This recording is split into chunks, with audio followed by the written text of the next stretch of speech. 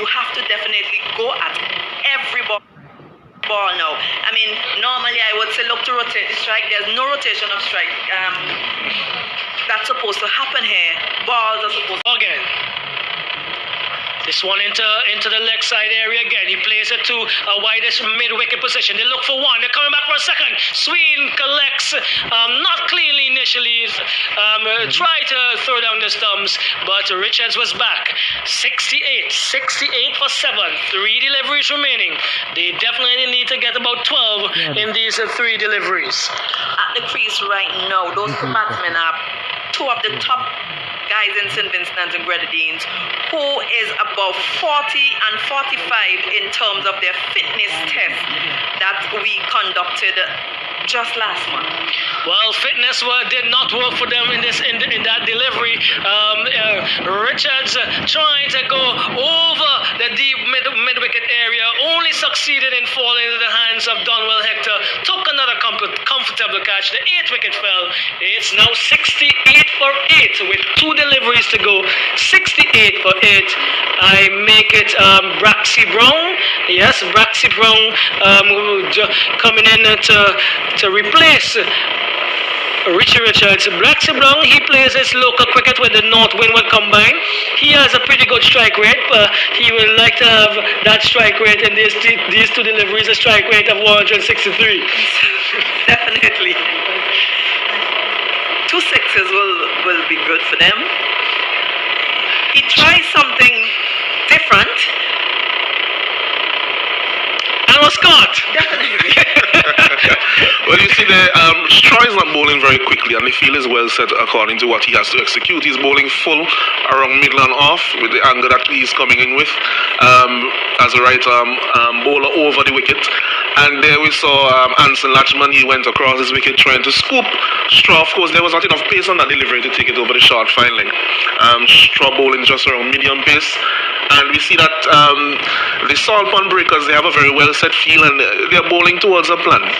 And at the moment, they will say like that actor in the A-Team that I love it when a plan comes together, because everything is happening according to plan for the Salt Pond Breakers up until this point. So far, so good. So far, so good. That was another simple catch taken by Bennett and Stapleton. I make it. And so it's 1 delivery remaining. And Wiley, and Braxy Brown is at the other end.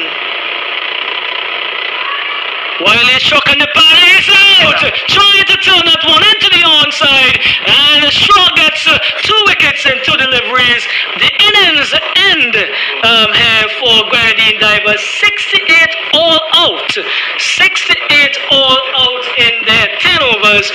Shembrown looking the part before he got out on 24. Romano Pair got, I make it 14. That was all that we can talk about in terms of the batting. The Grenadines Divers have been dismissed for 68.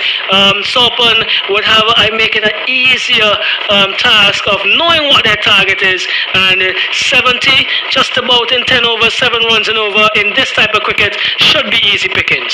Should be, but I have looked at cricket too many times and see where low total on the board really, if the fielding team comes out and play to a plan, they could really pose some challenge for the batting team. Yes, okay. and we saw here that in spite of their very promising start, that the Grenadine Divers, they only got around 68 runs. And as Sam says, that may prove challenging, you never know. I mean, but with a good start, I think the Salt Pond Breakers will be very confident of surpassing that score that was made by the Grenadine Divers team. So, there you have it, the first innings. And there's going to be a quick turnover. Team would be coming out raring to go. The batting team just need to basically, this time I could say, rotate the strike in order to get this total and come home with the first victory in the BPL T10. Right, so we're we're just waiting to get some information so that we can allow you the privilege of getting the full details of that innings as soon as our scorer finalizes stuff. So Sunil Ambrose, he won the toss and he decided to ask the Grenadine Divers to take first strike, and just as the waters, as we can see in the channel here, the Beckwith channel, very choppy, not as calm as it normally is. That was similar to the innings of the Grenadine Divers. Started well calm, but guess what? They found some difficulty navigating the tide, and they ended on 68 all out in their 10 overs. I think the pond was a little too big for them. Salt pond breakers, they created a pond that is too big for Grenadine's divers, and they were not able to, I think, during the toss and after the toss, the captain, Asif Hooper, spoke about getting 100, 110, and his team has fallen pretty short of that total. But we will see what the next innings has to offer. So you tune in to T10 Cricket, the Vincy Premier League, coming to you from the Honestville playing field, St. Vincent and the Grenadines. Our flavor, our vibe, and we are coming to you compliments of our friends at Dream 11, Sportsmax, Populous Global Solutions, Digicel, and of course ITFX SVG. We're going to take a short break and come back with the second innings. That's what she might, yeah.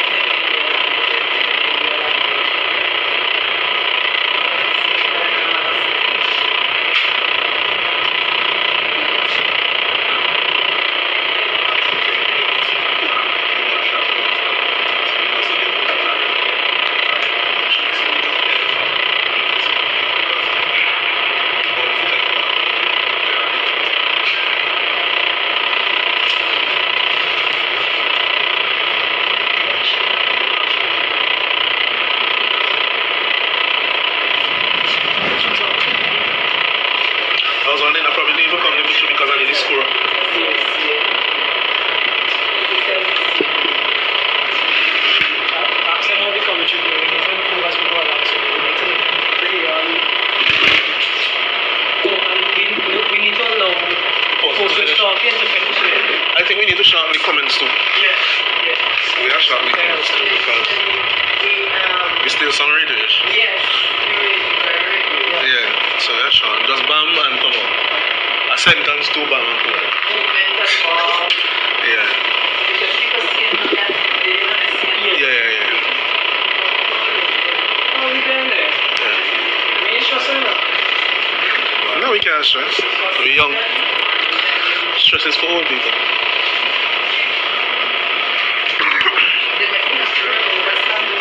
So let me see. This probably up on the thing. Should be up on the thing live now.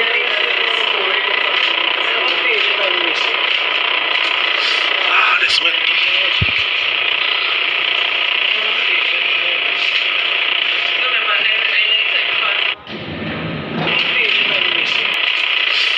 This went.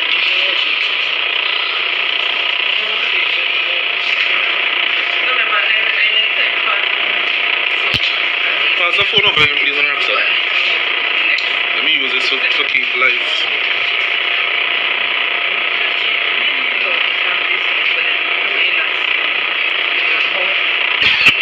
As the messages on my phone, so let me see if anybody Somebody says Samantha's voice is low. It's who they're supposed to name.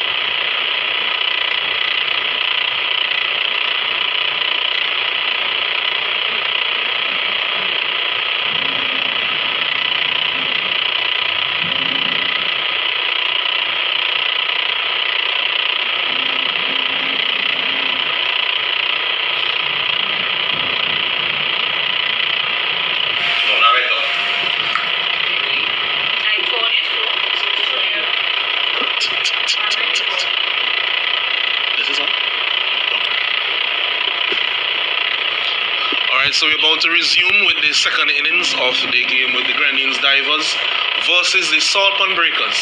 We have the Grenadines Divers already on the field, and we see the opening batsmen, Sunil Ambrose and Rickford Walker.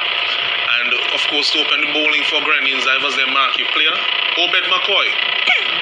And of course, we know that Obed has a lot of experience, especially in the shorter form of the game, in the CPL and even for West Indies.